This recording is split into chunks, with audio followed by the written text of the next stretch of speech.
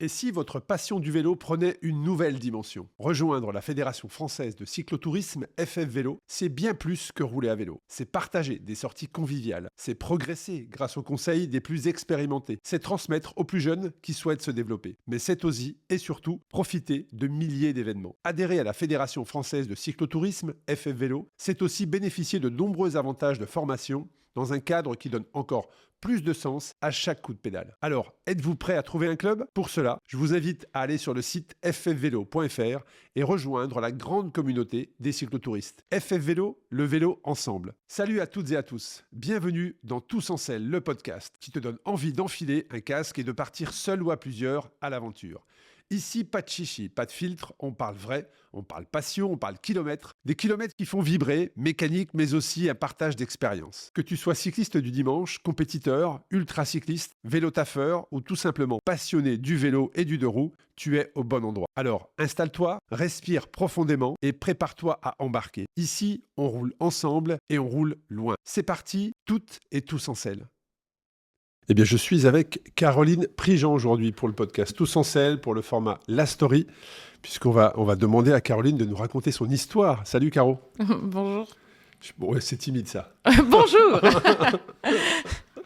On est un peu impressionné, effectivement, les caméras, ça change d'un podcast qu'on avait enregistré à quoi, 3 ans, 4 ans? 2 ans, je ans, pense. ouais, ça passe vite, mais Ouais. tu nous avais parlé de ton parcours pro, mais aussi de tes envies d'aventure. Ben, les envies d'aventure, justement, moi j'ai été, je ne vais pas dire surpris, mais j'ai été impressionné par l'épreuve auquel tu as participé, la manière dont tu l'as terminée, parce que c'est bien d'être au départ, mais dans cette course-là, ce qui est surtout impressionnant, c'est d'être aussi à l'arrivée. Mm. De ce que j'ai compris déjà, d'aller au départ, c'est une aventure. Oui. Tu nous en parleras. Mais avant toute chose, je pense qu'on va commencer de manière classique. Si tu peux te présenter pour les personnes qui écoutent cet épisode du podcast Tous en selle, le format La Story, Caroline Prigent. Donc, je m'appelle Caroline, j'habite à Lyon depuis 2 ans. Donc, peut-être que le fait qu'on se soit rencontrés il y a 2 ans m'a donné des idées. T'étais sur Paris J'étais sur encore. Paris. Ouais. Et il y a 2 ans, j'ai cofondé Bivouac. Ça s'écrit avec un K, parce qu'on réécrit l'aventure et on organise des événements bikepacking. Et en parallèle, je m'épanouis toujours dans ma passion pour l'ultracyclisme. J'avais un peu levé le pied à ce moment-là, au moment de la création de Bivouac. Et cette année, après ma rééducation du genou... Oui, voilà, je tu avais me un petit peu suis, levé le pied de manière... tu n'avais ouais, pas un peu forcément le choix. Ouais, j'avais levé le genou. Et là, à la fin de ma rééducation, je me suis inscrite à toutes les courses dont je rêvais, et dont la Silk Road Mountain Race. Ah ouais. Et je me souviens que c'était ce sur quoi on avait conclu le podcast la dernière fois. C'est celle qui te faisait le plus rêver. Ouais, voilà. Mais quand on clique, qu'on valide son inscription sur une épreuve, la Silk Road Mountain Race, tu vas nous en parler, qui est pour moi l'aboutissement d'un parcours de cycliste ultra-distance, d'aventure. Enfin, pour moi, c'est une finalité. Quand tu fais cette course, c'est que, au départ, tu as une expérience de dingue, tu es prêt, et si tu l'as fini, là, je pense que tout est possible. Parle-nous de cette épreuve. Alors déjà, c'est vrai qu'il y avait cette dimension fantasmagorique. Enfin, pour moi, c'était mon Graal. C'était mon Graal parce qu'il y a eu un switch quand même dans ma pratique de l'ultra, c'était de passer de la route au off-road, et sans savoir faire de VTT. Donc il y avait déjà ce premier sujet. Et d'ailleurs... Tu fais bien de préciser. Ouais. Le off-road, c'est pas le gravel, c'est le VTT. Ouais, c'est ça. Effectivement. Et moi, j'ai un vélo semi-rigide. Il y en a qui sont en full suspendu. Et en gros, on part dans des aventures vraiment loin de tout. Et c'est la partie... sur la Silk Road, ce qui est le plus difficile, c'est la gestion de l'autonomie. Au-delà des kilomètres. Donc, c'est quand même, pour donner des chiffres, c'est 2000 kilomètres. Et environ 20 000 de D+, je crois. Je ne suis pas très à cheval sur les chiffres. J'avais des chiffres un peu plus impressionnants, moi. Ok, J'avais vas-y. 30 à 35 000. Ouais, alors c'est peut-être ça. Pardon. Mais c'est vrai que... On compte plus. À un moment, tu comptes plus, et c'est vrai. C'est sûr, mais c'est sûr. C'est que, en fait, la philosophie, en tout cas la mienne, c'est vraiment one step at a time. Et en fait, un col, ok, on le fait. Et le plus dur, en plus, c'est rarement les cols. Donc, les chiffres ont peu d'importance. Tu dis juste que tu vas continuer jusqu'au bout du monde et jusqu'au bout du temps. Enfin, il y a donc tous ces temps, et c'est ça que j'adore aller chercher dans les courses d'ultra comme celle-ci. C'est à peu près 2000 km, tu l'as dit. Ouais. Mais tu parlais de temps, il y a un temps maximum sur ce type d'aventure? Ouais, c'est 2 semaines. Et il y a Cut-off. aussi des cuts sur Ouais. les checkpoints. Donc tu vas chercher les checkpoints. C'est comme la transcontinentale, c'est comme l'Atlas. Le parcours est libre? Non, il y a Ah. une route donnée. Ok. Sur du off-road en général, enfin c'est pas en général, c'est la route est donnée parce que si on traçait nous-mêmes, Oui, on sinon- passerait pas oui, par là. Tu passerais pas par là, c'est clair. Ouais. Enfin, là, j'ai des images de par là où on passe. Du coup, c'est magnifique parce que c'est le fruit d'un travail énorme de Nelson. Rocco, de Nelson qui va sur le terrain, etc. Et ça permet de vivre des expériences extraordinaires. Et on passe vraiment du vélo à l'aventure. Enfin, en mixant des hike-bike, donc on marche pendant des heures et des heures à des grandes ascensions. On sort de l'esprit purement cycliste pour aller vers l'aventure, et ça, c'est vraiment ce que je recherchais. Et j'ai pas terminé ma question tout à l'heure, je suis parti sur autre chose. Voilà. Quand tu cliques, tu t'inscris. C'est quoi l'émotion? C'est de la joie? C'est de la peur? C'est quoi? Alors moi, je sais que c'est bon signe quand j'ai mon ventre qui fait glou glou glou. Enfin, vraiment, j'ai mon ventre qui se tord et je me dis, mais ça veut dire qu'il faut que j'y aille. Et j'ai ça à chaque fois que je m'inscris à une course, j'adore ça. C'est le moment où je me dis, en fait, là, c'est un peu genre, c'est un peu la larme à l'œil, le truc, genre, mais j'y vais. Et là, du coup, je sais pas, j'ai un peu ça pour la transcontinentale de l'année prochaine, on va voir. Mais en tout cas, quand je commence à le sentir, ça veut dire que c'est bon, ça veut dire qu'il faut y aller. Enfin, moi, c'est mon moteur. Alors effectivement, cette épreuve qui a été créée il y a quelques années, plusieurs années maintenant, et qui effectivement, ils étaient quelques dizaines au départ, et maintenant, il y a beaucoup d'engouement autour de cette épreuve, de Nelson, que j'ai eu la chance d'accueillir il y a quelques années également sur le podcast Ultra Tall, qui m'avait expliqué son parcours, qui parle très bien français, Nelson, puisqu'il a été coursier également à Paris. Et sa mère est française. Et voilà, et sa mère est française, donc il parle très bien français. Il a créé cette épreuve, alors c'est aussi le fondateur de l'Atlas Mountain Race, il en a 3 maintenant, je crois. Il a la réputation, Nelson, d'avoir des courses très engagées, vraiment qui t'emmènent au fin fond d'un pays. Et la Silk Road, je pense qu'elle a tous ces éléments-là. Mais est-ce que tu peux nous dire quand est-ce qu'a lieu l'épreuve et pourquoi elle fait si peur? Ou elle attire, en fait. Elle fait peur et en même temps elle attire. Mais pourquoi cette particularité de te dire, voilà, Silk, quand il va... Alors, elle a lieu en août. La question facile, on va dire. Et elle a lieu au Kyrgyzstan. Donc, c'est un pays dont même le nom fait rêver et qui est magnifique. Et je pense qu'elle attire aussi pour ça, parce que c'est du voyage. En fait, Ouais. on parle à notre imaginaire, mais on parle aussi à notre côté aventurier. Et moi, je pense vraiment que ce qui plaît dans les courses de Nelson, c'est que au-delà du côté engagé, en fait, c'est vraiment, j'ai l'impression que ce qu'il souhaite partager, c'est un voyage en dehors des itinéraires tracés, en dehors des routes, en dehors un peu cette sensation en dehors du monde, que je partage aussi et que je souhaite développer avec Bivouac. ouais, c'est ça. Dans cet esprit. Et en tout cas, initier les gens à cette envie de faire le pas de côté et sortir du monde qu'on connaît. Donc là, c'est un peu sortir de la route, sortir du bitume. Là, tu es vraiment... Ouais. Moi, j'ai vu les images et je me souviens parfaitement aussi. J'ai fait 2 podcasts avec Laëlle Wilcox. Ouais. Classe. Et quand tu poses la question à Laëlle, oui, là, c'est bien. Et Laëlle, qui parle aussi français, très bien français, quand tu lui dis la course la plus belle que tu aies fait, elle te sort la Silk Road. Pour elle, alors, c'est la course la plus engagée. Enfin, elle a fait des choses très engagées, Laëlle. Ouais. Voilà. Mais en tout cas, c'est une course très engagée. Mais c'est les plus beaux paysages qui lui ont marqué l'esprit, quoi. Ouais, il y a des étendues incroyables en fait, c'est l'immensité face à toi et tu te retrouves seul dans cette immensité. Et ça, c'est une sensation que j'ai rarement eue. Je pense que je l'ai quand même eu sur l'Atlas. Mais là, pendant des jours, t'es tout seul, en fait. Et c'est assez rare d'être seul aujourd'hui pendant 4 jours. Mais on n'a pas peur, justement. Je te pose la question. Mais quand tu pars comme ça, alors que tu ne rencontres personne pendant une journée, mais que tu ne parles à personne pendant 4 jours, à un moment donné, tu te dis, mais attends, est-ce que je suis pas seul sur Terre, en fait, tu vois? Alors si, il y a cette sensation d'être seul sur Terre qui est assez grisante. Tu croises et recroises quand même un peu les mêmes gens. Okay. Donc, notamment sur ces 4 jours où tu croises pas d'endroits où te ravitailler, etc. J'ai croisé 3-4 personnes et ça crée un lien. À chaque fois que tu le vois, tu fais D'autres participants. Ouais. Et puis tu te revois, je sais pas, en fin de journée. Et à chaque fois, c'est juste des ah. Bon, bref. Et en plus, c'est des participants qui viennent du monde entier. Donc, c'est assez cool aussi d'avoir ce mix de culture au bout du monde pour partager les mêmes sensations. Ouais. Alors, le Kirghizistan, effectivement, c'est juste quand on part de France, c'est le pays qui est collé à la Chine. Pour y aller, il est au-dessus du Tadjikistan, derrière l'Ouzbékistan, sous le Kazakhstan. Donc voilà, ça vous situe à peu près où se situe ce pays. Pour y aller, c'est déjà une aventure, non? Pour y aller, il faut... Tu pars de Lyon, voilà. Là, je pense aux personnes qui se disent, allez, elle m'a bien vendu la Silk, on y va. Je pars de Lyon, tu mets combien de temps pour aller là-bas? C'est assez rapide en vrai en avion. Parce qu'il y a un avion Lyon-Bichkek. Ok. Il y a un direct ou...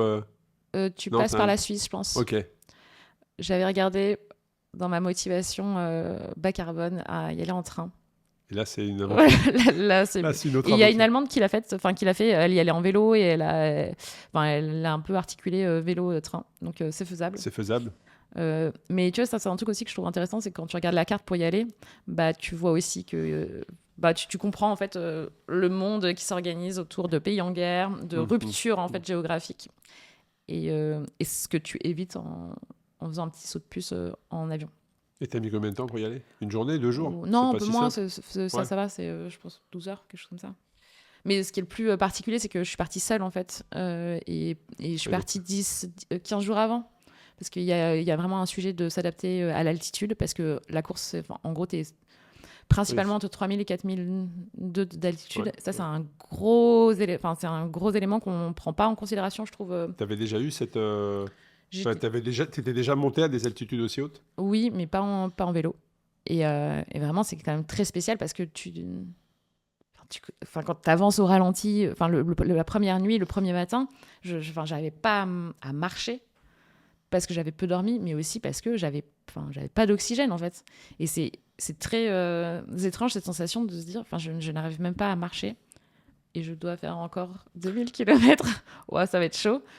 Et ton corps s'habitue, tu t'habitues aussi à être extrêmement lent. Oui, c'est ça en fait. C'est ça, hein. Ouais, c'est ça, c'est la lenteur parce qu'en fait, tu peux pas faire des mouvements plus rapides du fait qu'il y a un manque d'oxygène.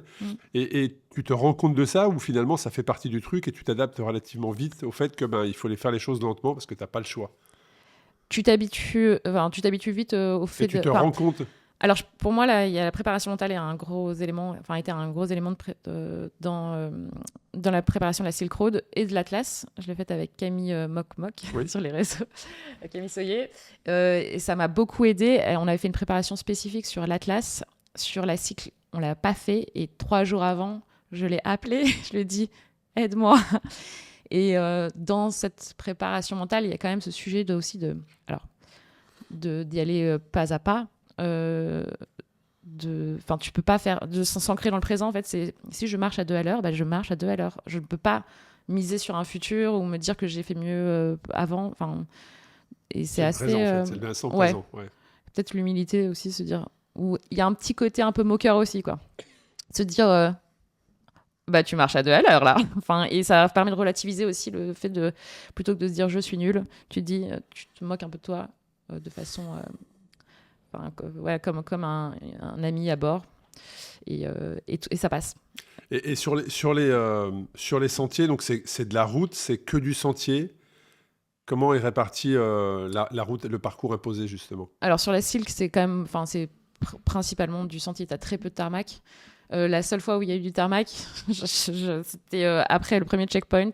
Il y a 50 km de tarmac. Je me m'élance dessus, vent de dos. Je me dis mais c'est formidable. Et là, première fois que ça m'arrive de ma vie, au bout de 3 km, je croise quelqu'un, je lui dis Tailwind. 2 secondes après, le vent tourne. Et je n'ai jamais vu ça, genre vraiment.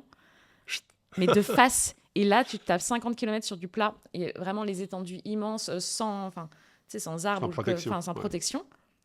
Mais tu es peu de choses, quoi.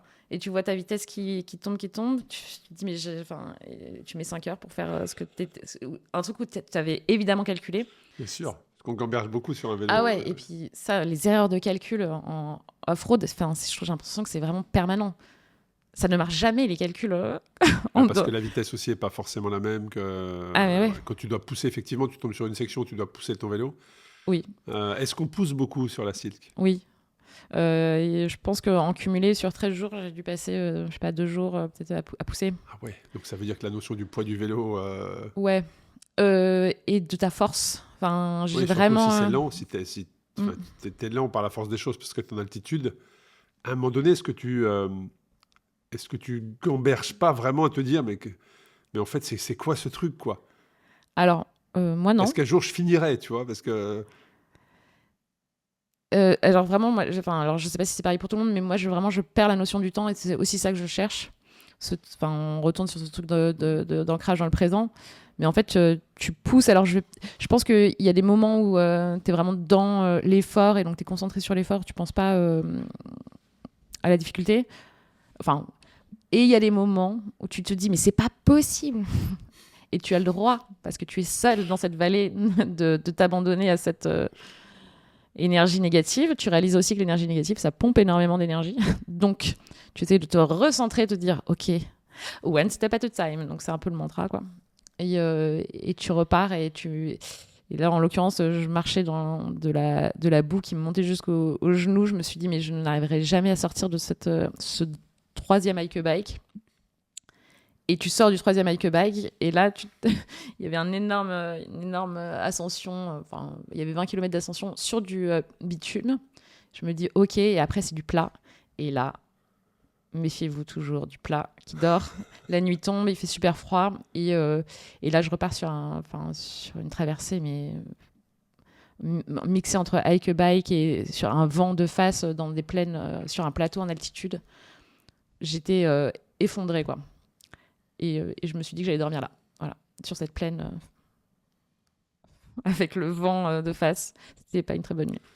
Et c'est vrai qu'il faut apprendre à bivouaquer, on va en parler, mais en fait, il faut apprendre à être totalement autonome, parce que 4 jours sans voir personne, je pense l'accès à l'eau, l'hydratation, l'alimentation. On sait qu'on a besoin d'avoir des calories pour avancer sur un vélo. Là, tu dois quand même être en privation, je pense, et en sous-calories. Tu vas nous expliquer ça, mais là, on va essayer de reprendre le chemin. Donc, la Silk, pour toi, c'est l'aboutissement. Tu t'inscris, très excité par cette course, tu es hyper motivé pour y aller. Tu pars de Lyon seul, tu arrives au Kirghizistan. La course se lance. Il t'a fallu combien de temps pour lâcher prise? Parce que sur ce type d'aventure, et tu l'as dit, à un moment donné, c'est beaucoup d'humilité, au jour le jour, tu sais plus quel jour t'es vraiment, tu lâches totalement prise. Il t'a fallu combien de temps pour avoir cette sensation qu'on va tous rechercher quand on fait ce type d'aventure, de dire, on se moque du temps, on se moque de la place, on est juste là et on profite. Ou on subit, enfin tout dépend. Alors étrangement, en fait, tu vois ce que je veux dire, vraiment de... Ouais. Voilà, alors, je suis dans l'aventure, quoi. En l'occurrence, sur la course, ça a été très rapide. Moi, ce qui a été très difficile, c'est les 2 semaines avant. C'est la première fois, en fait, d'habitude, j'arrive sur une course et en fait, je pense que je me fais un blocage mental, qui est aussi une façon de gérer mon mental, où j'arrive sur le départ d'une course et j'y vais. Et comme ça, j'ai pas besoin de gérer un stress avant course. Là, j'étais là. Et je voyais les gens qui se préparaient. Ah oui, c'était là 15 jours avant, effectivement. Ouais, tu les as vu arriver. On a fait des recos avec des gens. Tu te dis, mais ils sont extrêmement forts, ces gens. Et moi, genre, donc tu compares, tu es dans la comparaison. C'est dans la comparaison. Tu te dis, moi, je me suis dit aussi, mais en fait, je suis plus. Ça arrive souvent. La Caroline d'avant. Genre, je ne sais pas. Tu doutes de qui tu étais dans le passé. Genre, tu doutes de ta capacité physique. Suis-je vraiment cycliste? Ouais. Et quelqu'un m'a dit, ah, mais t'as fait plein de courses, toi. Et je me suis dit, ah ouais, c'est vrai. En fait, vraiment, psychologiquement, j'avais zappé. Ouais, t'avais zappé ton expérience. Voilà, t'es là, tu te dis, ouais, il y a vraiment ce truc, qui suis-je, quoi. Et ça a été super dur. J'ai eu le coup de fil avec Camille, qui me dit, liste tes qualités et pourquoi t'es là. T'étais en panique? Ah, j'étais en panique. Vraiment, c'est la première fois que ça m'arrive. Et c'est quoi? C'est le fait de voir d'autres concurrents, parce qu'on en voit tous sur des épreuves, des concurrents qui arrivent avec... un super vélo, de superbes équipements, puis au bout de 2 jours, c'est terminé parce qu'ils ne sont pas prêts. Et tu t'es laissé impressionner par... Est-ce que c'était le fait que cette course t'ait tellement fait rêver, mais en même temps, elle est tellement engageante que t'as perdu un peu pied dans tout ça? Oui, c'est ça. Il y a le fait que donc, ces gens-là ce qui est marrant, c'est que c'est pas qu'ils ont le plus beau vélo, etc., comme sur des courses ultra-route. C'est qu'ils sont stylés. Je sais pas pourquoi, il y avait l'allemande trop stylée. Il y a du charisme. Ouais, du c'est charisme. ça. Genre, elle a son VTT, tranquille. Toi, t'es là, ok. Il y avait aussi le fait que c'est une course si t'arrives à un pépin mécanique, mais vraiment galère. Et là, moi, j'ai mon pneu qui se dégonflait, mais genre, je ne sais pas pourquoi il se dégonflait toute la semaine avant. J'avais une roue voilée, je l'avais pas vue, mais du coup, il y a quelqu'un que j'ai rencontré qui me l'a remis droite. Dévoilé, Yes, trop bien. Tu vois, ça fait beaucoup de trucs où tu dis, mais en fait. Ça, je sais pas, ça Ah maîtrise pas. Ouais, je vois ce que tu veux dire. Donc, dur, quoi. Et ce truc de se recentrer sur ses qualités, en fait, c'est marrant parce que j'ai listé des qualités qui n'étaient pas du tout je suis la plus forte, nanana. C'était vraiment des qualités très basiques, genre, j'arrive à être ancrée dans le présent. En vrai, c'est une vraie qualité. Et en fait, c'est une vraie qualité, ça te remet dans ton. Ouais, dans ce que tu sais faire et pas à tourner en boucle sur à quel point t'es nul, nanana. Chose qui est en plus horrible à avoir pendant la course. Mais pour le coup, à partir du moment où la course est partie. La nuit d'avant, t'as dormi ? J'ai dormi, mais j'ai super mal dormi les 2 mois avant. Pareil, ça m'arrive jamais. Mais genre, j'ai somatisé, je sais pas. Enfin, vraiment de fou, quoi. Je stressais. Et du coup, comme tu dors moins. Et est-ce que le départ est une délivrance ? Ah ouais. Dire voilà, maintenant c'est bon. Mais c'est pour ça, pour moi, genre vraiment, c'est le moment en fait. Quand tu dis est-ce que t'es dedans, mais en plus, j'adore les non. Les premiers jours sont toujours difficiles pour moi, mais j'adore ce top départ. Ma start. Ma start pendant 30 km, je crois, 20 km, on est régulé, donc on est en paquet, on est en paquet, et c'est assez sympa. C'est même très cool. Et t'es avec tout le monde, etc. Et après, première bosse, en gros, tout le monde se split. Et on rentre dans la nuit assez rapidement parce qu'on part à 18h. Donc ça, moi, j'adore la nuit. Et j'ai une énergie de course de fou le premier jour. Et je me dis, je vais pas dormir parce que je ne dors jamais les premiers jours. Sorry. Les premières nuits. Surtout quand tu pars à 18h. Oui, bien sûr. Ouais. Et je réalise que tout le monde dort. Après, quand tu dis tu réalises, c'est-à-dire que tu le lendemain. Alors moi, je check pas du tout le suivi live. Je check pas du tout. Donc comment tu t'en rends compte alors ? Parce que j'étais tout seul à rouler dans la nuit. Tu voyais pas de lumière autour de toi ? Ouais, j'ai dormi 30 minutes à la fin et après j'ai croisé des gens que je sais être hyper rapides. Je fais mais qu'est-ce que tu fais là et tout. Donc ça veut dire que tu avais une stratégie très agressive, on va dire, ou très race dès le départ ? Alors que les autres apparemment étaient dans on va y aller doucement, on va dormir. Ouais, alors je pense que c'est un peu un héritage des courses routes. Des courses d'ultra, ouais. C'est se dire. Et Hélène Fromanti, donc, qui est aussi une autre Française, qui était en duo. Elle, c'est marrant parce qu'elle a aussi fait cette stratégie de ne pas dormir et on s'est dit toutes les deux, mais en fait, je sais pas si c'est une culture française ou une culture ultra-route, mais bon. Enfin, moi, en tout cas, genre, je pense que je titubais le lendemain parce que l'altitude, certes, mais parce que la fatigue. À refaire, je dormirais. Je le dis, dormais. Non, mais dans cette course-là, oui, avec le recul, j'aurais peut-être dû dormir 2 heures ou 3 heures, mais faire une pause la première nuit. Par contre, tu vois, la dernière nuit, j'aurais aimé ne pas dormir. Et ça m'énerve parce que j'ai switché, je me suis dit, gère-toi, machin. Et donc, la dernière nuit, je me suis dit, c'est bon. Tu vas finir. Si tu vas finir, donc et puis de toute façon ça changera rien, donc classement, donc dors. Et je m'en veux. J'aurais aimé genre pousser, tu vois, genre. En fait, c'est ce moment où tu te dis, un peu plus. Ouais, genre je veux y aller, quoi. Et donc j'arrive à l'avoir au début. Et en général, au fur et à mesure des courses, je perds ce truc de je veux y aller. Et tu réalises qu'en fait, je favorise la gestion sur la. Plus la course avance, plus tu es dans la gestion. Ouais, ça m'énerve.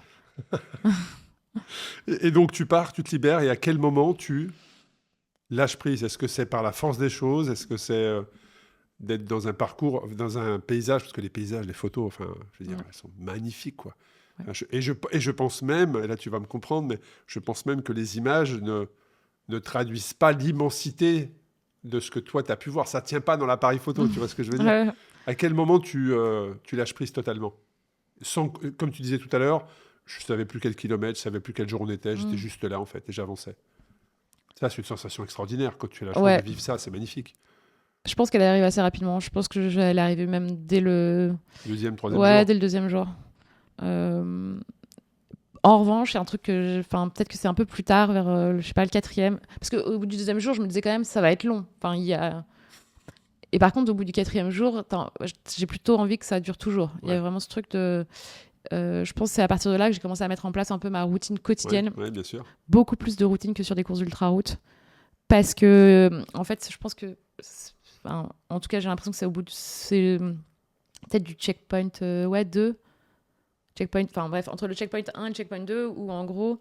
Combien de checkpoints? Il y en a 3. Ok. Et donc, la réponse à ta question, c'est après le checkpoint 1 que j'ai vraiment lâché le truc. Parce que j'avais vraiment peur de ne pas arriver dans les temps au checkpoint 1 et j'ai réalisé que j'étais hyper bien parce que pareil, en fait, j'arrive et la meuf qui est trop stylée, là, que j'avais vue la semaine avant, elle arrive après moi au checkpoint. J'étais là, mais qu'est-ce que tu... et là, en moi, je me dis, mais yes, c'est bon, quoi. Enfin, c'est bon. Ouais, elle a fini devant moi. Je vois ce que tu veux dire. Arrête de te... arrête de te prendre la tête. Et oui, donc, parce qu'il y a un truc qui est très particulier sur des courses comme aussi impressionnantes que la Silk Road, c'est que tu sais jamais la part de récit, la part de storytelling autour de l'événement et la réalité. Et sur le sujet d'autonomie, sur le sujet de difficulté, tu sais jamais en fait... Aussi où ça se situe la réalité par rapport à toi, tes capacités, où ça se situe en fait. Ouais, c'est ça. Et puis en plus, surtout quand tu connais pas ta capacité dans telle ou telle situation. Donc en fait, la seule façon de savoir, c'est d'y aller.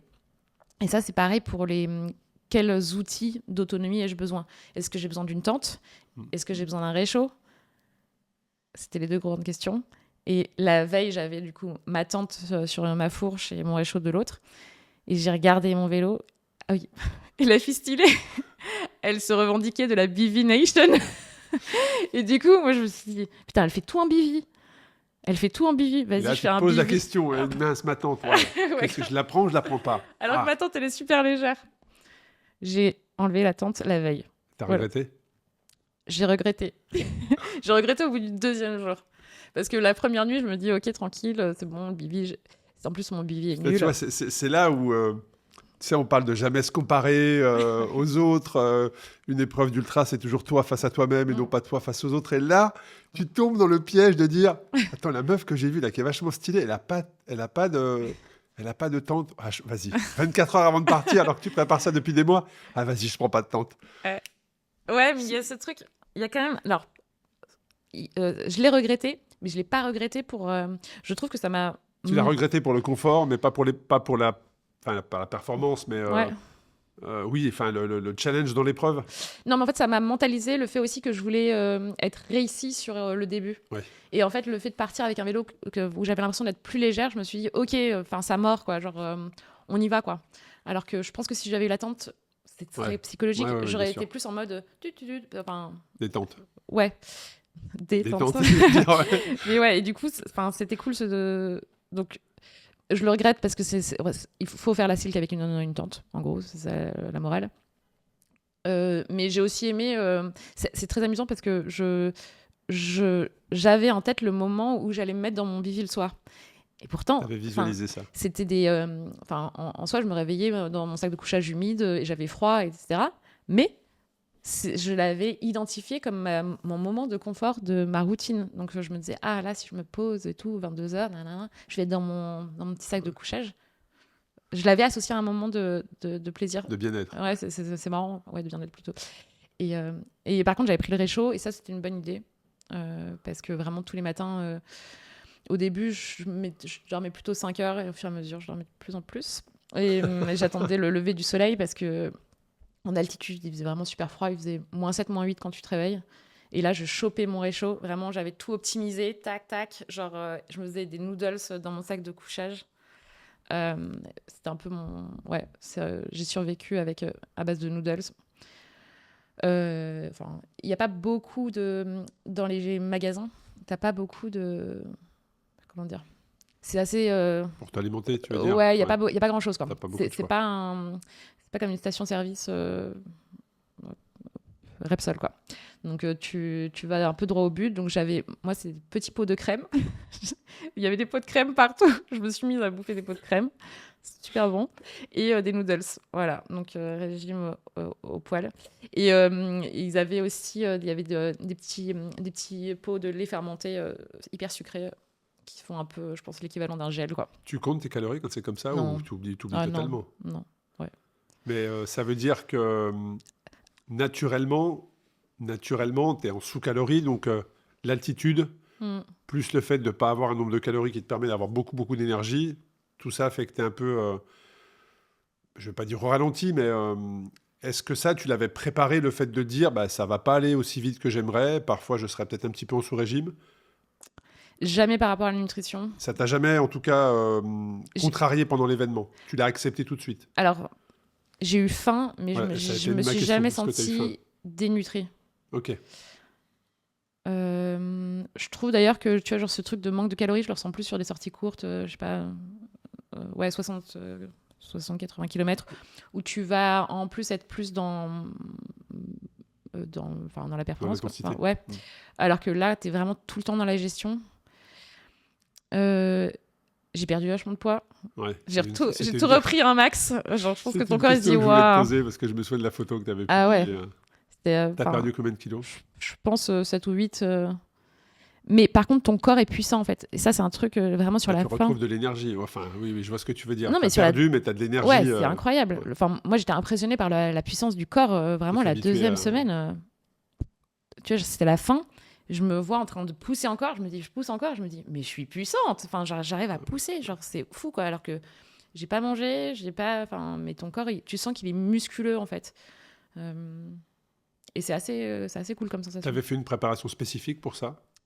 Pour la course en elle-même. Donc il y a tout l'aspect matériel. Hein. Ouais, est-ce que Ouais. je suis prêt? Est-ce que j'ai ce qu'il faut? Est-ce que machin? Est-ce que je saurais faire?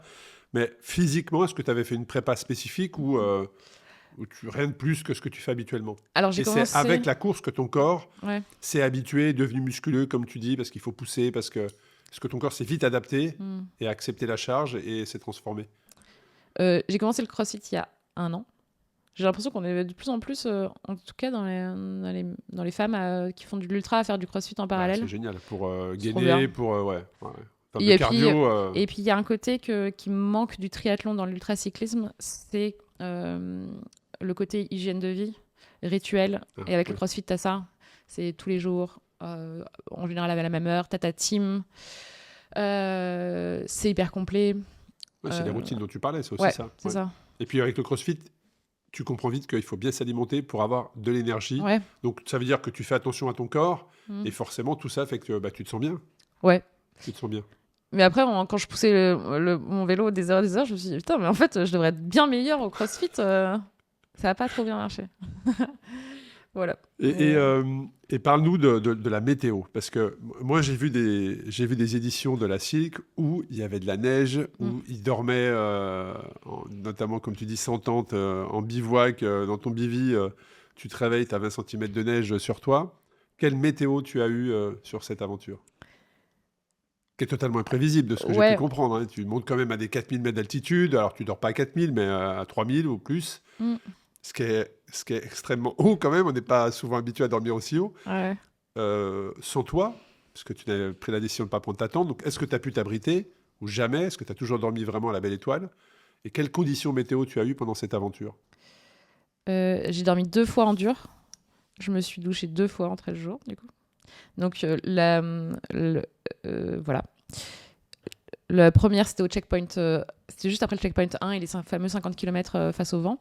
Et on s'est retrouvés nombreux dans une guest house, mais en fait, c'est quelqu'un qui nous a ouvert la porte et on était, je sais pas, une quinzaine à dormir là.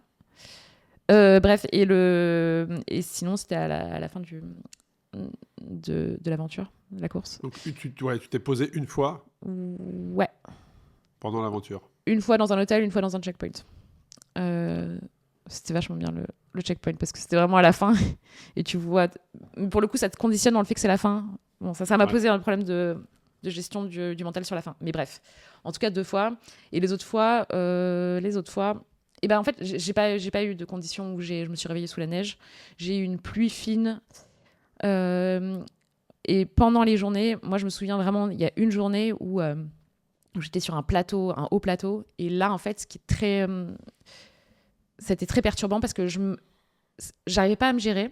Je me dis, ok, il faut que je vais me poser, je vais manger. Je pose mon réchaud et je réalise que j'ai pas de briquet. Alors que j'avais tout préparé et tout. je peux pas chauffer mon eau. Donc je suis agacée. Ah oui, là, oui, c'est sûr. Et là, je lève les yeux et en fait, non, j'entends du bruit. Je me dis, mais c'est l'orage. Genre, je cherche, je vois pas. Et en fait, je regarde un peu plus loin et je vois un nuage qui arrive. En fait, donc t'es personne, quoi. Genre, il y a une étendue, t'es un petit truc, enfin, un petit verre qui sort de terre. Et genre, tu sais que t'es le truc le plus haut autour de toi, quoi. Et tu vois l'orage arriver. Et là, genre, du coup, je remballe tout, je me mets à pédaler. Je me dis, mince, il faut que je prépare mes habits. Il faudrait que je mette tout aussi sous... j'avais des sacs imperméables. Je me dis, il faut que je mette tout. Mais en fait, à chaque fois, je m'arrête.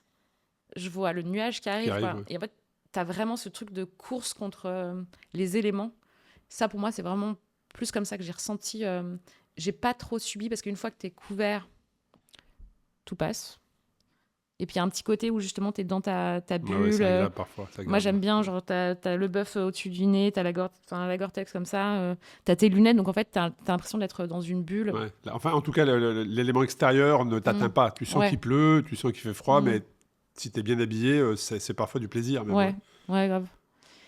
Et la pluie a fini par me rattraper. Et la pluie a aussi cessé. Et oui, en passage, tu vois, t'as les chevaux qui courent sur la plaine. Sauvage. Ouais, oui, en tout cas, ils ont pas l'air... donc, il y a un peu une sensation... j'avais ma playlist année 2000. Genre, c'est trop bizarre. Parce que t'entends Britney Spears et en même temps, il pleut. T'es perdu, tout se confond. Mais il y a un côté assez... pour le coup... Ouais. Genre, moi, j'avais l'impression que c'est... Connecté avec la nature, en fait. Ouais. Ah ouais, genre... ouais. Tu peux pas la maîtriser, tu dois t'adapter, et puis en fait, tu y arrives. Ouais. Ou tu la maîtrises pas, mais tu t'es avec, quoi. C'est trop cool. Ça, c'est vraiment des sensations uniques. Et t'es tout seul, c'est trop bien. Et le fait d'être tout seul, justement... Moi, quand j'ai pensé à ton aventure, je me suis dit, mais est-ce que Caro, elle s'est arrêtée une fois, plusieurs fois, juste, en fait, silence. Que vous partiez en gravel, en bikepacking ou que vous rentriez du boulot le soir, chaque détail compte. Des pneus adaptés, une sacoche bien placée, une chaîne impeccable, c'est là que Cyclable entre en jeu. Que ce soit pour une escapade en pleine nature ou traverser la ville, tu peux tester et personnaliser ton vélo avec des experts et des professionnels cyclables dans 83 magasins en France et en Suisse. Parce qu'un vélo bien préparé, c'est tout simplement plus de plaisir, plus de kilomètres et surtout plus d'aventures. Et te dire, waouh, ce moment-là, ou ces moments-là, je veux les garder avec moi. Tu vois ce que je veux dire ? Profite, observe. Est-ce que tu l'as fait ou est-ce que tu étais vraiment en mode j'avance ? Ou est-ce que parfois tu t'as mis pied à terre, ou un coucher de soleil ou un lever de soleil, ou même en pleine journée dans les steppes ou dans les paysages qu'on peut voir. Je vous invite à aller voir les images de la Silk Mountain Race, c'est juste incroyable. En tout cas, moi, ça me fait rêver de se dire, waouh, regarde où t'es en fait. Alors, pour moi, la contemplation est dans le mouvement. Vraiment, j'ai eu des débats avec des copines qui considèrent qu'il faut s'arrêter pour voir. Moi, vraiment, genre dans l'effort, en fait, j'ai toutes mes barrières, je sais pas, qui tombent. J'ai mes émotions qui sont à fleur de peau, donc je vois plus et je vois avec tous mes sens. Je vois avec mes yeux, mais je vois aussi avec, je sais pas, ma peau. Enfin, tu vois, genre, c'est hyper complet. Et par contre, là, quand tu me racontes, quand tu me demandes, là, j'ai des scènes par milliers, genre vraiment là, d'un coucher de soleil après l'énorme hike bike où je suis dans une vallée et les chevaux courent avec moi vers le coucher du soleil. Enfin, c'est incroyable. Et je suis en mouvement et je suis avec eux. Et il y a aussi il y a aussi une montée, une ascension où je suis sous la neige justement et genre j'avance, je pousse le vélo. Et en fait, on passe de l'autre côté de la vallée et on va rester une journée entière de l'autre côté de la vallée parce que c'est une boucle. Et genre, j'ai vraiment cette sensation de passage.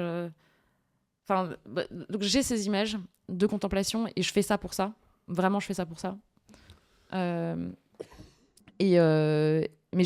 c'est pas dans l'arrêt que je contemple. C'est dans le mouvement. C'est dans le mouvement. Vraiment, c'est pour ça que je fais du sport, c'est pour contempler.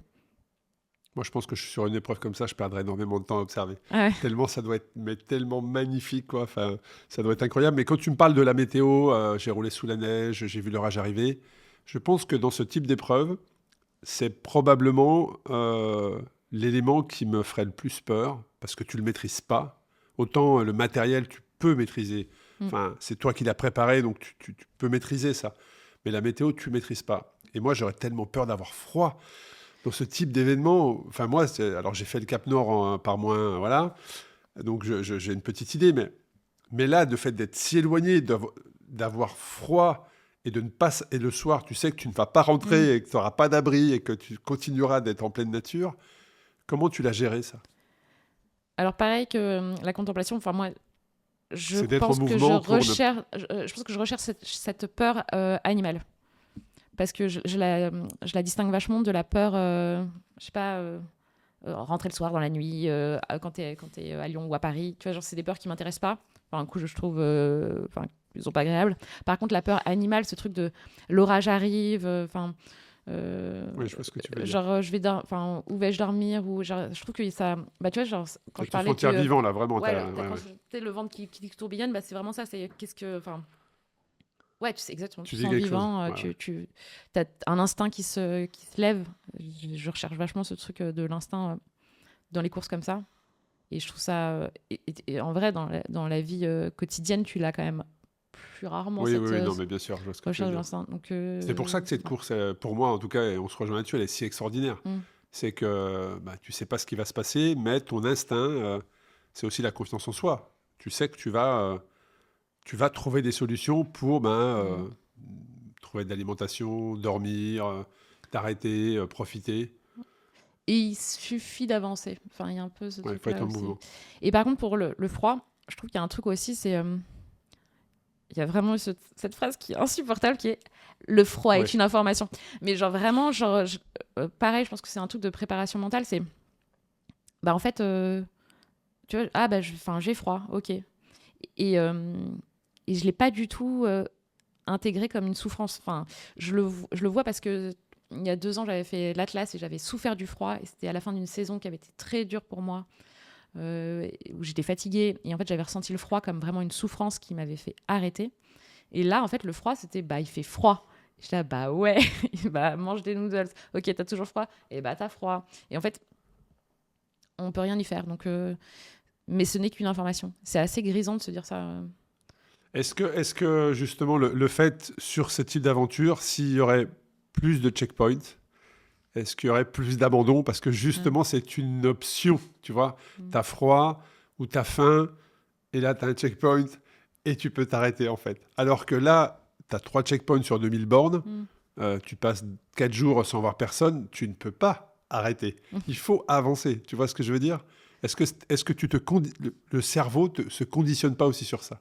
En disant, j'ai froid, oui, mais de toute façon, qu'est-ce que tu veux que je fasse? Moi, je suis vachement comme ça. C'est un peu, c'est trop compliqué. Enfin, ça serait trop compliqué. Là, je me suis même pas posé la question, mais genre en général, c'est beaucoup trop compliqué d'abandonner parce que qu'est-ce que je vais faire là?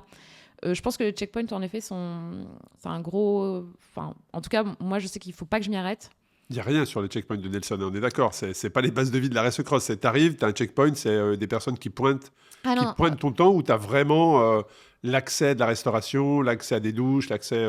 Ouais, il y a tout ça. C'est possible. Le premier, c'est des yourtes trop stylées, vraiment haut dans la montagne. Et là, j'ai pris mon premier repas, c'était incroyable. Je me suis dit que j'allais tout manger. Et en fait, j'avais pas faim. Enfin, quand on parlait de la faim tout à l'heure, j'ai pas eu faim pendant 1 semaine. Et après, j'étais un gouffre. Et c'est là où j'ai plus à manger. Bref. Donc là, ouais. Et t'as des douches dans ce camp de yourte. Le deuxième, c'est magnifique. C'est mon préféré. C'est au bord d'un lac, juste avant de... Enfin bref, c'est incroyable quand tu arrives là et c'est baie vitrée sur le lac. Et pareil, là, tu as un déjeuner à foison.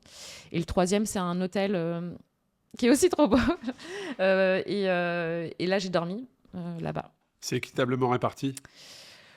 Je dirais que les 2 premiers, c'est Tu prends les 2000, tu les divises par 4 et tu as tes 3 t'as tes 3 checkpoints ou pas forcément? Je dirais qu'il y a peut-être les 2 premiers qui sont plus rapprochés. Peut-être.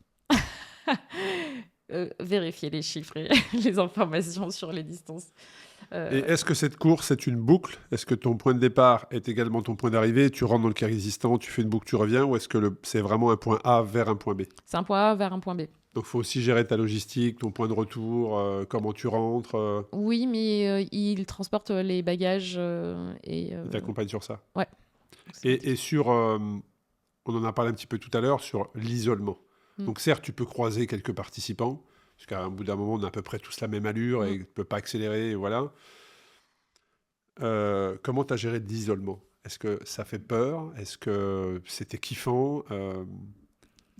Bah, moi, c'est vraiment ce que je recherche, enfin, ce truc de... Parce que là, tu es vraiment reculé de tout, quoi. Ouais, ouais. Tu as Alors, toujours du réseau? Partout où tu vas, tu as du réseau? non, non, t'as pas de réseau du tout. Donc ça rajoute, Ouais, mais ça... aujourd'hui, à l'époque où on vit, Ah, moi, c'est un truc que j'ai vraiment un adoré, ça. stress. Bah, alors, du coup, moi, je regarde pas mon tracker et j'étais pas et t'es souvent pas connecté. Donc, ça, c'est assez cool parce que je trouve quand même que dans les courses habituellement, t'as quand même, tu portes aussi la peur de tes proches Oui, qui sont complètement. loin, qui sont pas Ouais. dedans. Là, et puis en plus, du coup, j'avais pas de responsabilité vis-à-vis d'eux pour, enfin, je sais pas, pour me tenir au courant, quoi. Liberté. Ah, moi, j'ai vraiment, vraiment aimé ça. Et c'est marrant parce que j'avais pas réalisé ça avant que tu me poses la question, ce truc de, bah ouais, pas de réseau, c'était cool.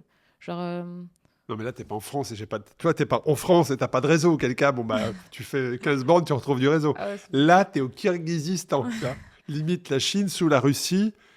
T'es avec ton VTT, tes sacoches. On parlait tout à l'heure Ouais. tes sacoches, donc pas ce que tu as mis dedans, mais. Et t'as pas de réseau. ouais, c'est trop bien. Mais en fait, genre, je me suis pas posé du tout la question. Enfin, il y a vraiment ce truc de, je sais pas, tu pédales. Enfin, vrai, c'est très basique. Ouais, Tu pédales. J'ai mais, adoré ce truc. Je sais pas, il t'arrive un truc. Ah, mais moi, j'y pense pas du tout, en tout cas. Alors, peut-être que ça stresse plus Nelson, mais je pense pas que ça soit quelqu'un stressé. Non, je pense pas non plus. Je pense pas non plus. Surtout vu le hike bike qu'il nous a mis. Mais non, ouais, Le parcours change tous les ans? change un peu. En tout cas, cette année, il avait changé. Et il était particulièrement dur. Parce qu'il y avait cette période de pas de ravito pendant 400 bornes. Et 400 bornes, en gros, ça veut dire quand même pas 4 jours, quoi. Oui, c'est ce que j'allais dire. Sur ce type d'épreuve, 400 bandes, tu les fais pas dans la journée. Hein. Ouais. Et Donc toi, l'isolement t'a plu? ouais. Après, il y a vraiment ce truc, pour le coup, de croiser les autres participants. Et je trouve que...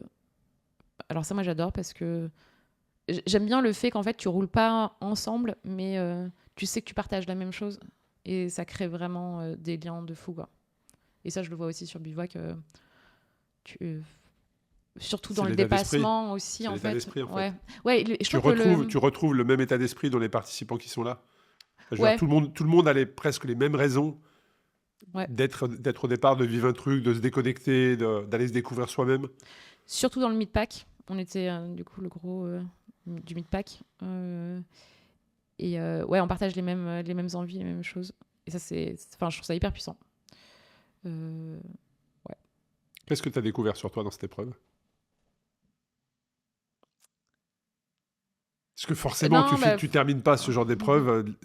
Caroline du départ, elle a forcément changé Caroline de l'arrivée. Quand tu vis ce genre d'intensité d'événement, pas d'intensité dans l'effort, mais d'intensité dans le recul, la déconnexion totale, la survie, hein, parce qu'à un moment donné, tu vas gérer ton autonomie, tu as les éléments naturels, tu as l'isolement, tu as la perte de connexion, la perte de repères, parce que je suis sûr qu'à un moment donné, tu ne savais plus quel jour on était.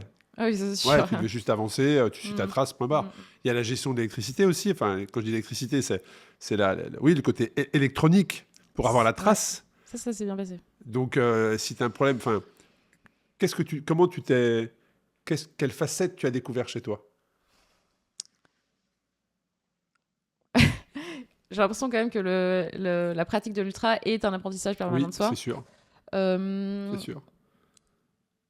Mais là, en fait, il y a des trucs que j'apprends, mais j'ai l'impression de les oublier direct après. Ça m'agace, tu vois, ce truc de se dire, en fait, je peux me faire confiance, etc. 3 jours avant le départ, mince, est-ce que j'en suis capable? Ouais, c'est ça. Mais ça moi, ce que j'ai adoré, c'est vraiment cette sensation de... Bah, tu vois, genre, quand on parlait du froid, là, c'est ce truc de se dire, en fait, ma capacité à me dire... Enfin, focus, avance... Est-ce que c'est pas l'instinct on parlait d'instinct tout à l'heure. Moi, je l'ai connu, ça, quand j'ai roulé par moins 40...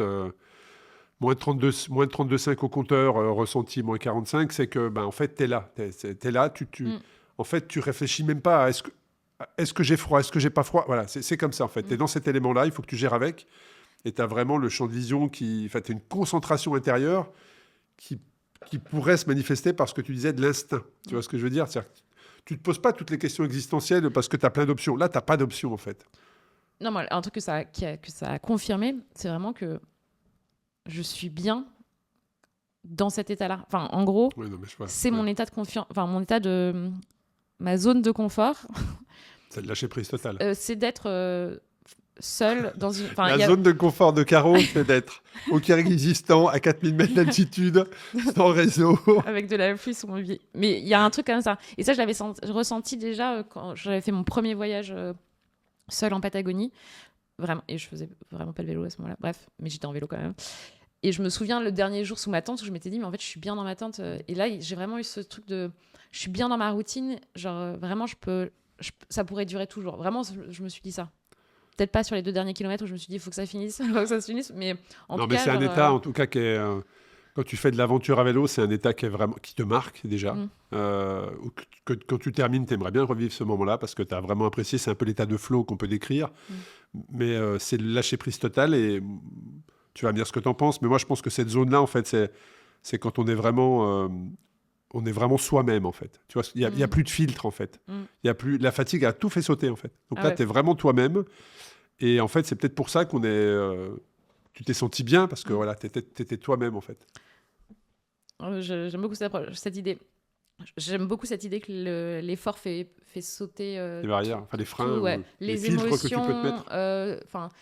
Et puis en ultra, si t'es pas clair avec qui tu es, mais genre, ça bloque, forcément quoi. Je trouve que c'est un exercice, une école de l'authenticité, de la connaissance de soi, et tu peux pas te mentir quoi, parce que ça te grignote jusqu'à la moelle quoi. Donc la moelle mentale quoi. Donc t'es waouh, ok. En fait, faut être bien avec soi quoi. Et c'est le constat aussi, c'est que c'est une année où je trouve que je suis bien avec moi et ça se voit dans le plaisir que j'ai pris dans les courses. C'est bien, j'aime bien cette expression, être bien avec soi. Ouais. Non, mais c'est important. Et c'est vrai que l'ultra te permet, d'être bienveillant avec toi-même au bout d'un moment, parce qu'il faut accepter d'être dans cette situation et que tu as les capacités d'avoir confiance en toi. Mais j'aime bien cette expression d'être bien avec soi. Je t'ai posé la question de à quel moment tu as lâché prise et tu as accepté les éléments. Voilà. Combien de temps a duré cet état-là? Et pourquoi tu disais qu'à la fin, justement, tu avais hâte que ça se termine? À quel moment ça a de nouveau basculé? T'as mis combien de temps pour faire cette aventure? 13 jours. Donc à quel moment? Donc là, au bout de 2-3 jours, c'est le lâcher prise, on est dans l'aventure, on accepte tout ce qui se passe. Et à quel moment on a envie que ça se termine? Quand on sait que ça va se terminer, peut-être, tu vois, là aussi, il y a ce côté mental, tu sais que ça va se terminer, tu sais que tu vas finir. Donc là, tu te dis, bon, allez, là, maintenant, il faut que ça se termine parce que j'en peux plus, quoi. Ouais, alors, en fait, au dernier checkpoint, je me dis, non, je reste encore psychologiquement dans la course parce qu'il y avait une grosse ascension, je pars tôt, je pars à 2h du mat, etc. Et après ça, j'ai l'impression qu'il y a eu un switch. Non, en fait, le switch, ça a été vraiment 24 heures avant l'arrivée, où, en gros... bref, lever du soleil, je rencontre l'allemand et l'italien que je croise tout le temps. Et on se dit, putain, les gars, on l'a fait et tout. Genre, vraiment, c'était hyper émouvant. Genre, on se dit tous les trois, genre, mais franchement, c'était cool, on a géré. Enfin, tu vois, genre, je sais pas pourquoi. On était vraiment. Ouais, on était ensemble tous trop. J'en parle souvent dans les épreuves d'ultra, en fait, c'est pas comme une course. C'est-à-dire que quand tu franchis la ligne d'arrivée, ou les gens qui font une étape du Tour, par exemple, tu vois, ils sont concentrés, ils franchissent la ligne, voilà, t'as l'émotion. Quand tu fais ce genre d'aventure, c'est décalé, en fait. C'est-à-dire que l'émotion arrive au moment où tu sais que tu vas finir. Parce que, justement, tu te remémores tout ce que tu as fait pour être là. Et surtout, dans une aventure comme ça, t'imagines le genre d'émotion où, inconsciemment, tu as cette concentration, cet isolement. Voilà, c'est une émotion, je pense, que tous les aventuriers, tous les cyclistes aimeraient vivre. Ah ouais. Et puis de la partager. Enfin, c'était vraiment incroyable. De la partager aussi. Et on s'est séparés quasiment aussitôt. Et en fait, à partir de ce moment-là, et on s'est dit, toi, tu fonces jusqu'à l'arrivée. Je pense qu'il y avait 200 bornes, dont de la route, et seulement 2 cols. Analyse, attention, analyse foireuse. Mais genre, bref. Donc, c'est ce qu'on se disait. Et puis, il y en a un qui dit, mais moi, en fait, lundi, je suis au boulot. Donc, en fait, je me dis, est-ce que je vais pas profiter d'un dernier bivouac? Je me dis, mais ouais, ça, c'est plein de raisons. Bref.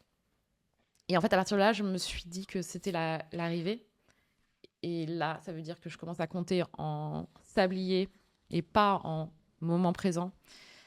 Et pour moi, c'est vraiment le pire des trucs. Du coup, j'ai été lente. J'étais tellement lente. J'ai fait un col, mais... Et puis, j'ai fait des choix bizarres, tu vois, genre de s'arrêter. Tu te dis, oh, j'ai envie de, je sais pas, de laver mes affaires dans la rivière. Alors, tu vas laver tes affaires dans la rivière. Enfin, trop bizarre, quoi. Alors que tu arrives dans 24 heures. Ce n'est pas une bonne idée. Et après, il y avait un plat identifié, un faux plat descendant. C'était pas du tout un faux plat descendant. Et là, genre vraiment, tu fais un câble, tu fais on me ment. Tu sais, c'est le on. Quand est-ce que ça va C'est s'arrêter? ça. Non, mais vraiment. C'est le truc débile où tu peux en vouloir à personne parce qu'en fait, c'est ta misinterpretation de...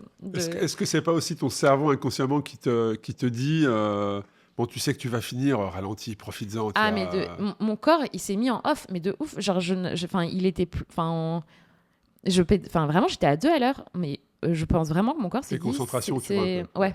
Et en fait, du coup, il y a ce faux plat descendant, et ensuite, il y a un dernier col qui est... qui est un très gros col dans un parc naturel. Et je rentre dans le parc naturel, et en fait, là, je retrouve de l'énergie. Et je me dis, ah cool, genre, j'y suis arrivée, etc. Et je sais pas, je me dis, non, mais en fait, c'est bien de dormir. Dormons 3 heures. Avant pour arriver, et pour pas arriver de nuit, tu vois, à l'arrivée, parce que pour avoir fait des arrivées à 4 heures du matin, ça fait chier le regard. Alors, c'est dur. Alors, c'est pas que ça fait chier, parce qu'on est content de vous voir, mais c'est dur. C'est dur. Surtout au bout de 13 jours. Ouais. Enfin, bref. Et c'est toujours plus sympa d'arriver. Alors, le pire, c'est pour le regard. Hein. Le pire, c'est de suivre le coureur, de regarder. Tu dis, bon, là, il va arriver entre 1h et 3h du mat. Ouais, je dors pas, ça sert à rien. Ouais. Tu recheck à 1h, tu dis, ah, bon, finalement, ça va être 3h, 5h. Bon, ouais. Je dors pas, ça sert à rien. Et puis au final, le coureur arrive à 9h du mat. Ah ouais. T'as pas dormi, t'as attendu, ça c'est chaud. Mais on comprend parfaitement. Ah ouais. Surtout sur 13 jours, franchement. Ah oui. Mais je pensais pas tellement à l'orga qui serait fatigué. Non, j'avoue. Là c'est normal. J'étais plus en train de me dire, je veux... Ouais, c'est logique. Mais après, le lendemain, j'ai quand même regretté parce que je me suis dit que tous mes copains, là, eux, ils s'étaient dit, OK. Et justement, ils avaient un peu cette énergie de la fin, pour le coup, eux, où on y va, on finit, quoi. Et moi, cette énergie, je l'ai trouvée juste sur les 20 derniers kilomètres où c'était du plat. Il y avait peut-être 1% de pente. Et je me suis mis vraiment dans mes prolongateurs. Et là, mais genre en mode... Warrior. Ouais. Genre, et à regarder mon compteur et à me dire, je me fixe sur, je sais plus, j'étais 25 km/h de moyenne. J'avais jamais fait 25 depuis 13 jours. J'étais là, yes. Ah, tu retrouves de l'énergie à la fin, effectivement. Ouais, et puis le tarmac, ça aide quand même. Et les 200 derniers mètres, vraiment, mais long. Et là, c'était cool parce qu'à l'arrivée, il y avait Hélène, donc c'était cool. Et comment tu as géré tes émotions sur cette aventure? Est-ce que des moments, tu as pété des câbles parce que le vent, justement, de face? Ou est-ce que tu t'es toujours resté très modéré, très concentré, sans te laisser emporter par les émotions? Alors, les émotions, je parle de la colère, mais ça peut aussi être de la joie, tu sais, ce fameux flow où tu as cette sinusoïde qui t'emmène vers des moments d'euphorie. Et puis après, tu as le creux de la vague où c'est très compliqué mentalement. Comment tu as géré tes émotions sur 13 jours, sur une épreuve aussi engagée et qui va chercher justement des ressources? Je pense quand même que dans l'ultra de manière générale, et c'est un truc que j'aime bien, je recherche à être le plus neutre possible. C'est dur. Ce qui est un peu contradictoire avec ce côté où, pour le coup, tu vois, ce côté contemplatif, parce que... Alors, il y a aussi parfois où tu vois la beauté et tu te dis, pourquoi je la ressens pas? Moi, ça me fait chier, ça. Quand je me dis, mais c'est magnifique, en fait. Feel it. Je pense que... Enfin, ouais. Alors, je me raconte l'histoire comme ça, c'est que j'ai l'impression de ne pas avoir eu de saute d'humeur et d'avoir toujours été en gestion et vraiment de m'être vue comme... Toujours dans la maîtrise. Ouais, mais parce que vraiment, tu vois, ce truc de... J'ai froid, qu'est-ce qu'on fait? J'ai faim, qu'est-ce qu'on fait? Il faut pédaler, ok. Il faut monter, ok. Tu vois, genre vraiment dans l'information, beaucoup moins dans le ressenti. Et je pense que le seul truc qui perce peut-être cette carapace, c'est la beauté quand même. Ouais. Donc pas de colère, tu es resté toujours concentré.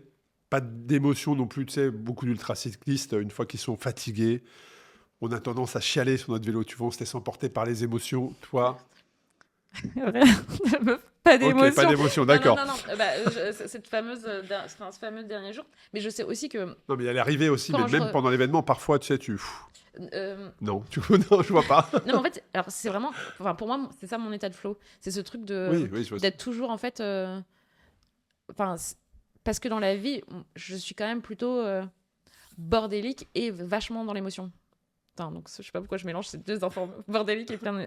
Enfin, tu vois, genre, je suis très, j'adore, je déteste, enfin, vraiment, et j'aime beaucoup me trouver dans cet espace où en fait je suis Justement, t'es pas justement, dans ouais, ces c'est ça, états-là. Ouais. où je suis pas dans l'abandon à toute où j'adore mettre en place des protocoles. Enfin, c'est le truc de ok, information, je suis en colère. Enfin, tu vois, et je le vois. Donc oui, il y a des moments en fait où tu vois, genre quand j'ai pas de briquet, je me dis mais c'est pas possible. Genre t'as réussi à perdre un briquet, genre t'as besoin, enfin, ou tu vois, genre je me réveille, je veux me faire mes noodles, je réalise que ma fourchette est dans mon VTT que j'ai mis trop loin. Putain.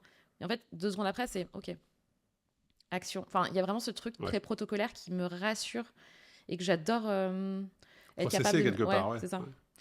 Qui est beaucoup plus dur c'est beaucoup plus dur de processer ta vie que de processer une course quand même.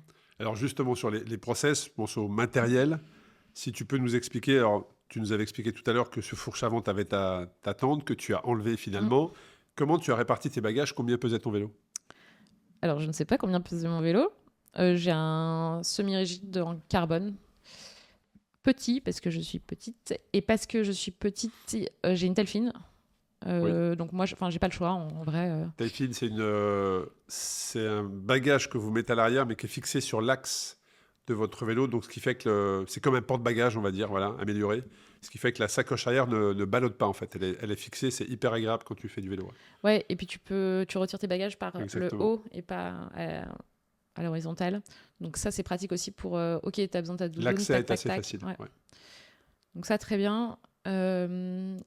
Devant, j'avais ma Ristrap.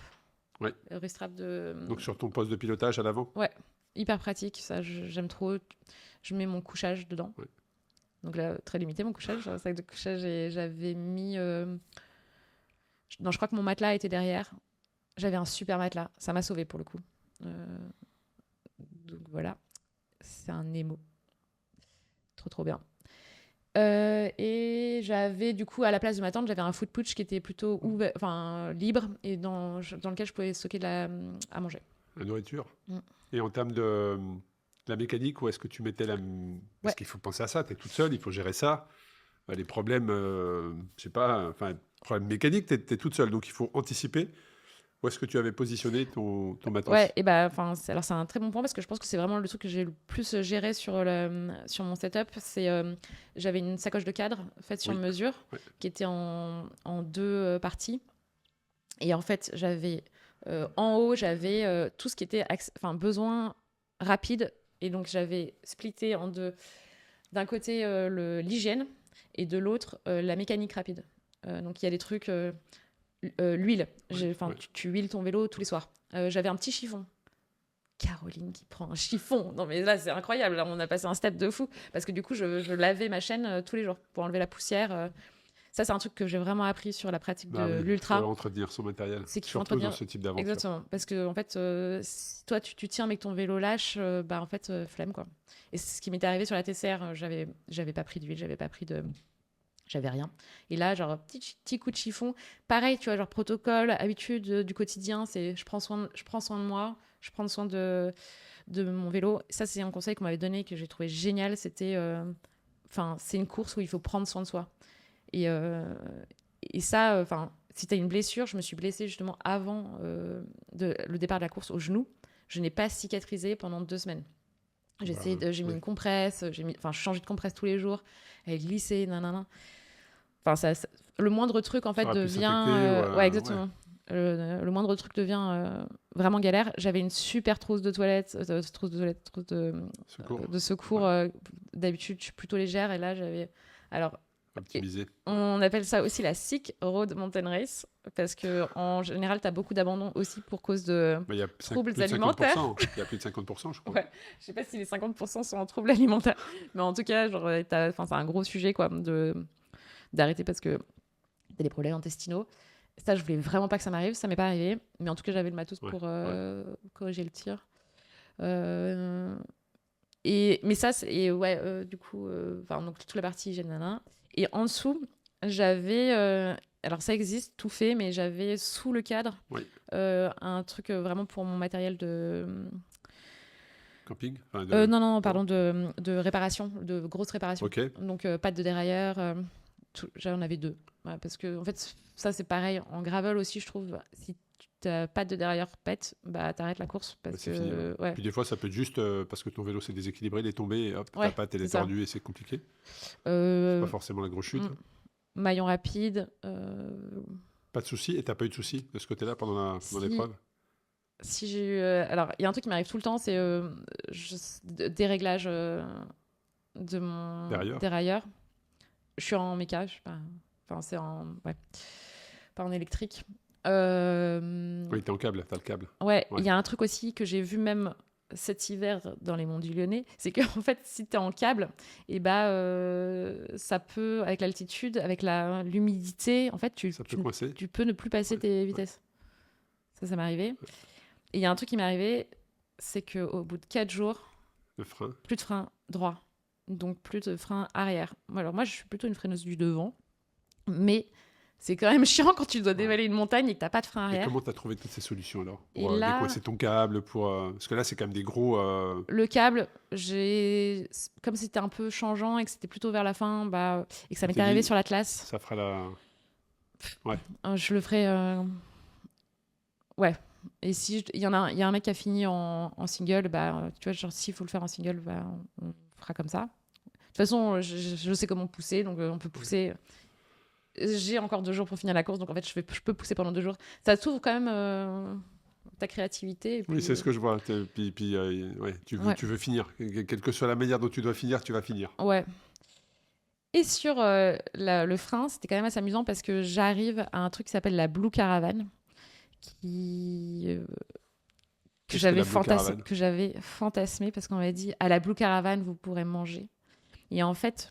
Donc, tu as le hike bike qui fait 30 km dans lequel tu passes 24 heures. Après, tu as du plat pendant, je sais pas, je pense que je devais me faire 120 km et je me suis dit, je vais à la Blue Caravan.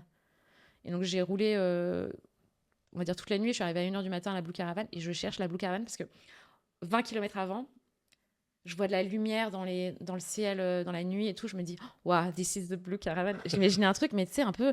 genre des guirlandes, une fête, je sais pas, des tziganes qui ont un cheveu de camp. Et j'arrive en fait sur la zone, mais vraiment, genre, il y avait des camions, des files de camions. En fait, je pense que c'est un passage de frontière ou un truc comme ça. Et donc, et là, j'ai dormi dans... en fait, genre, je vois des vélos contre un mur et je toque à la porte. Et en fait, il y a le garde frontière qui m'ouvre et qui me dit, il n'y a plus de place, mais vous pouvez dormir là dans mon local, dans ma chambre. Et donc, il avait un lit de camp pour lui. Il y avait un Russe que je croisais depuis 3 jours qui dormait à côté de lui sur le sol. Et du coup, je me suis retrouvée à dormir à côté du Russe et du garde frontière. Et le matin, je me réveille et là, je vois la Blue Caravan qui est en fait une sorte de comment on dit, on sent la déception. Non, mais comment ça s'appelle quand un camping-car, là. Camping-car, ouais. Peint en bleu. On t'avait menti. Et on m'avait menti. Et là, j'ouvre. Et là, je vois toute la bande des mecs que je croise depuis 4 jours qui sont en train de manger et tout. Et en fait, tu vois, genre, le truc, là, les ziganes, machin, en fait, il suffisait de pousser la porte. Et ils étaient tous accroupis autour d'une table, en train de manger, je sais plus, genre un plat chaud. Et là, en fait, je me suis dit, mais c'est vraiment la magie, tu vois. Et ça c'est des sensations que... Ouais. Et il s'avère que c'est à ce moment-là que quelqu'un m'a dit, ah, mais mets de l'huile de cuisson dans ton frein droit. Oui. Et du coup, j'ai demandé de l'huile de cuisson au mec de la Blue Caravan. Je me suis retrouvée à ouvrir mon frein, mettre de l'huile de cuisson, Et à, c'est reparti. à claquer pour faire monter les bulles. Et pendant un quart d'heure, 20 minutes, j'ai fait claquer l'huile de cuisson. Et en fait, j'ai eu un peu de pression Oh, sur la mon frein. technique, Et incroyable. donc, en fait, pendant les 10 jours qu'on suivi, dès que je freinais, je devais activer mon frein pour avoir un peu de pression. Donc, j'ai passé ma semaine à faire comme ça. Et c'est ça qui est génial dans ce type d'aventure, c'est que Ah tu ouais, fais des trucs que tu n'aurais jamais fait, flemme. tu vois, de l'huile de Mais cuisson en grave. t'arrêtant. Ouais. Je l'ai pas encore fait. Va falloir maintenant enlever l'huile de cuisson du frein. Tu l'as pas nettoyé. Ouais. Faut que tu l'emmènes nettoyer. Et sur les vêtements, qu'est-ce que tu avais emmené avec toi? Parce qu'il faut prévenir du froid, de la pluie, du vent. Enfin, Ouais. comment tu t'es équipé sur ça? Alors ça, je pense que Il fallait anticiper la neige. Enfin, il y a ouais, quand même des couches à prendre, quoi. je pense que les vêtements, c'est un truc quand tu as fait beaucoup de trek, de cyclotourisme. Tu connais. Ce Tu que je veux connais. dire, c'est que tu sais combien de couches tu as besoin pour te Ouais. sentir en sécurité, te sentir bien. Ouais, et c'est assez standardisé et j'ai les mêmes, peut-être pas pour du trail, mais en gros, c'est, tu penses en couches. Donc j'avais mon pantalon de pluie. Ça, je l'utilise tout le temps en fait, même quand t'as froid, même s'il pleut pas. La nuit, C'est confort. c'est une couche de plus, c'est isolant, c'est cool. Évidemment, jambière. En haut, j'ai porté le même haut de toute façon pendant 2 semaines, mais genre c'était un haut mérinos. Du coup, ça évite aussi les Oui, odeurs. ouais. Pratique. Qui est assez chaud quand même. Donc, C'est bien ça d'avoir des vêtements dans lesquels tu es confort. ouais. C'est rassurant, je trouve. Ouais, grave. Ouais, tu sens chez toi. Ouais. D'ailleurs, quand tu dois ne plus les remettre, voilà. Je n'avais pas de cuissard. J'avais pris un short Décathlon, tu sais, les pantalons à zip. Oui. Voilà. Oui, je vois. J'avais dézippé et j'avais juste le short. Et j'avais des caleçons mérinos. Voilà. Ça, c'est pareil. C'est expérience de l'Atlas où j'ai failli perdre mes fesses. Et en couche genre supérieure, j'avais Gore-Tex, doudoune. La fameuse doudoune, bah oui. Ouais. Ah, bah. Doudoune que tu dois garder au sec. Mais Et pour les pieds? pour les Tu avais une pieds, sur protection pour les pieds, chaussures. ouais. Toujours sur Mais chaussures. ça prend de la place, ça, quand même. Tu vois, tout ça prend de la place. Tu Ouais. compactais, tu... Sur chaussures, j'avais un sac à dos. On a tous un t'avais sac à dos. Ouais. Ouais. Donc les surchaussures, en vrai, c'est plat. Et en vrai, en fait, tu les portes tout le temps, en fait. Tu vois, genre, mais pareil, mes jambières, en fait, quand je les mets pas relevées, je les descends à l'allemande. C'est pas grave, personne ne te voit. Ouais, donc en fait, c'est assez compact. Et puis souvent, tu portes quand même pas mal tes couches. Ouais. Les conditions font que tu as souvent les affaires sur toi plutôt que dans le sac. Ouais. Et il y a un truc que tout le monde a dans les courses internationales, que ce soit au Maroc ou au Kyrgyzstan, c'était un hoodie. Et ça, je pense que pareil, c'est trop bien parce qu'en fait, ça te protège du vent. Parce que le vent dans les oreilles, machin. Ouais, je pense que ceux qui n'ont pas l'habitude de rouler avec un hoodie ou une doudoune à capuche, testez, vous verrez que le fait de mettre la capuche sur le casque, ça change tout. Ouais, mais pareil, tu vois, sensation de protection. Et puis pour le soleil, parce que ça tape aussi, en fait, c'est hyper insolatif. Tout à fait.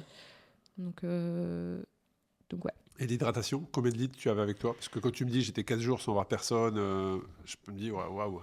C'est un pays d'eau, donc en fait, il y a de l'eau partout. Et j'avais mes petites flasques, c'est pas Nemo, c'est Catadine. Et ça, pareil, c'est trop bien. T'as vraiment cette impression que tu peux... Partout. Tu peux sous n'importe quelle rivière, plus ou moins claire, tu files ton eau. Et il y a quand même le risque que tu disais, toi, les problèmes gastriques. Tu vois, souvent, tu bois un truc, ça passe pas, et là, ça te termine ta course. Ouais. Alors, moi, je suis partie hyper confiante. Avec ça, tu étais confiante, quoi. J'avais pris des petites pilules, tu sais, Je n'en ai pas utilisé.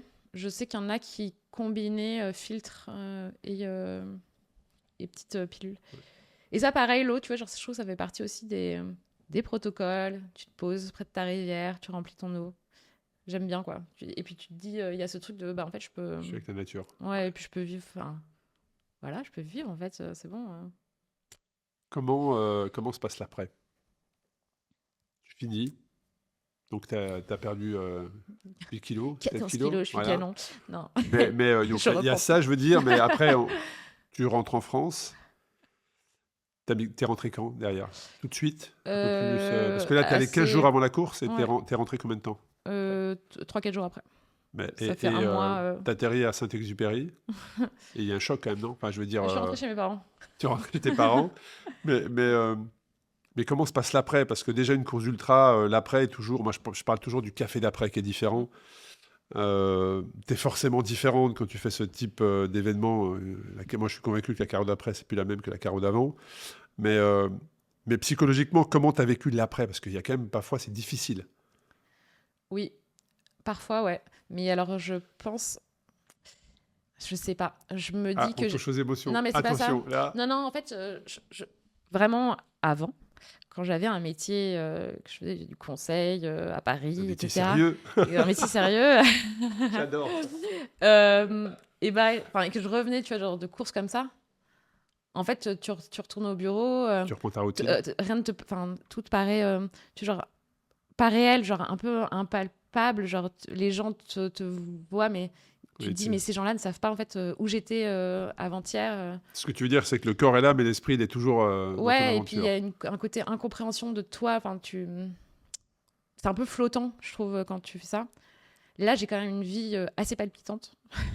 Euh, avec, enfin, quand tu as un projet, je trouve, perso, entrepreneurial, comme Bivouac, en plus autour de l'aventure à vélo, enfin, c'est quand même lié.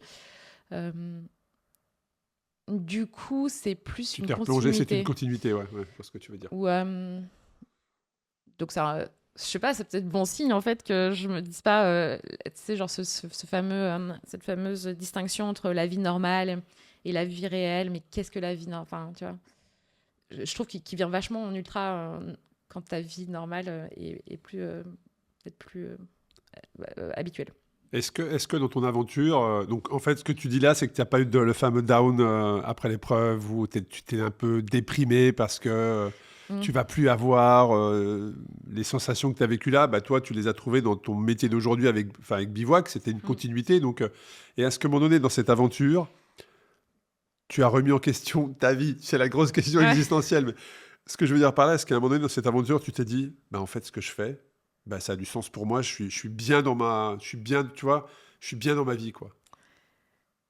Ah. Alors moi, ce que je trouve étrange, c'est que tu te dis, bon, 2 semaines, je vais avoir le temps quand même de De réfléchir, de réfléchir, prendre ouais. du Ah recul, oui, etc. bah, je t'ai pas posé la question à quoi tu penses quand tu pédales pendant 13 jours, parce que Mm.